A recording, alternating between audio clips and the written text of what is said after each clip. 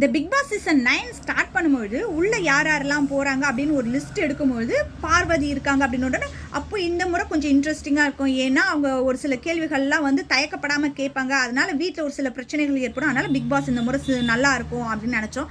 அதுக்கப்புறம் வந்து பார்த்திங்கன்னா இந்த வாட்டர்மெலன் சார் அவரை வந்து யாருக்குமே பிடிக்காது. ஏன்னா வெளியே பண்ணுற தொல்லையே தாங்க முடியல அப்படின்னா இந்த ஒரு 100 நாள் வீட்டுக்குள்ளே இருந்து என்னென்னலாம் பண்ண போகிறாரோ அப்படின்லாம் நம்ம நினச்சோம். மற்றபடி மீதி பேர் மேலெல்லாம் அவ்வளோ எந்த ஒரு விஷயமே இல்லாமல் இருந்தது. இல்லை இந்த வாட்டர்மெலன் ஸ்டார் கூட ஓரளவு பரவாயில்ல போல இருக்கு. ஏன்னா அவர் பண்ணுறது ஒரு மாதிரி எரிச்சல் மூட்டுற மாதிரி இருந்தாலும் அதனால் அவ்வளோ பாதிப்பு அந்த வீட்டுக்குள்ளே இருக்கவங்களுக்கு அவ்வளவா கிடையாது, சரிங்களா? ஆனால் மீதி பேரில் கம்பேர் பண்ணும்போது ஃபஸ்ட்டு ஸ்டார்டிங் பார்வதி ஓரளவு நல்லா தான் கேம் விளையாடிட்டு இருந்தாங்க. அதாவது திவாகர் வெளியே போகிற வரைக்கும் கூட ஓரளவு பரவாயில்லாம தான் இருந்தாங்க.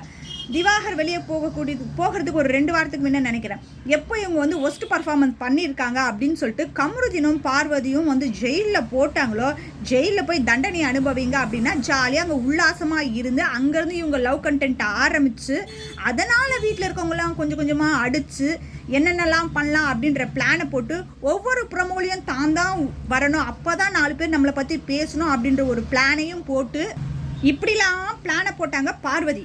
இந்த பக்கம் கம்ருதீன் முதல்ல வந்து அரோரா வந்து பார்த்திங்கன்னா துஷார் வெளியே போகிற வரைக்கும் கம்ருதீன் கிட்ட அவ்வளோவா கொஞ்சம் பேசுனது கிடையாது. துஷார் வெளியே போனதுக்கு அப்புறமா துஷார் வெளியே போயிட்டானேன்னு சொல்லிட்டு வருத்தப்படும்போது ஒரு ஆறுதலுக்காக கமருதீன் கிட்ட பேச ஆரம்பிச்சு கமருதீன் ஓஹோ அரோராவை நம்ம வந்து எப்படியாவது பயன்படுத்திக்கலாம் அப்படின்னு அவர் பேச ஆரம்பித்தார். அதுக்கப்புறம் ஆதரி, இதுக்கு நடுவில் வியானா வெளியே போகும்பொழுது தான் நம்ம எல்லாருக்குமே தெரிஞ்சுது வியானாக்கும் ஒரு சைடு ஒரு ரூட் விட்டு அந்த பொண்ணுக்கிட்டையும் தேவையில்லாமலாம் பேச ஆக மொத்தம் பிக் பாஸ் வீட்டில் இவர் சின்ன பசங்களா அதாவது சின்ன பொண்ணுங்களா யாரெல்லாம் இருக்காங்களோ அவங்க கிட்டலாம் ரூட் விட்டு யார் மடங்குறாங்களோ அவங்கள வச்சு நம்ம ஒரு லைஃப்பை ஓட்டிக்கலாம் அப்படின்னு தான் பிக் பாஸ் வீட்டுக்குள்ளேயே இவர் வந்திருக்காரு.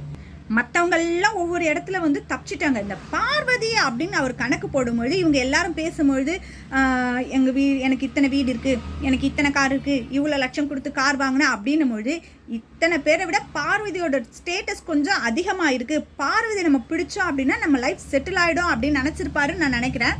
அதனால தான் பார்வதியை பிடிச்சிக்கிட்டு லவ் கண்டென்ட் அப்படின்னு ஒன்று ஓட்டிக்கிட்டு சுற்றுனதுக்கான முதல் ரீசன். சண்டை போடுவாங்க, திருப்பி சேருவாங்க, திருப்பி சண்டை போடுவாங்க, திருப்பி சேருவாங்க, இனிமே இவங்க சேரவே மாட்டாங்க அப்படின்னு இத்தனை பேர் வந்து சப்போர்ட் பண்ண அந்த டைம்லையும் திருப்பி அவங்க ஒன்று சேர்ந்துருக்காங்க அப்படின்னா என்ன ரீசன்? ஏன் ஒவ்வொரு முறை எடுக்கும்போது பேட் டச் பற்றி இவர் பேசினார், இன்னும் ஒரு சில விஷயங்கள்லாம் பற்றி பேசும்போது அதாவது இவரோட கெரியரை வந்து பாழ் பண்ணுற மாதிரி பார்வதி பண்ணுறாங்கன்னு தெரிஞ்சும் திரும்ப திரும்ப பார்வதி கிட்ட போகிறதுக்கான காரணம் என்ன? இவங்க 2 பேரும் நல்லா கண்டென்ட் கொடுப்பாங்க, டிஆர்பி ஏறும் அப்படின்னு நினச்ச விஜய் டிவிக்கு அசிங்கம் தான் இப்போ மிஞ்சிச்சு.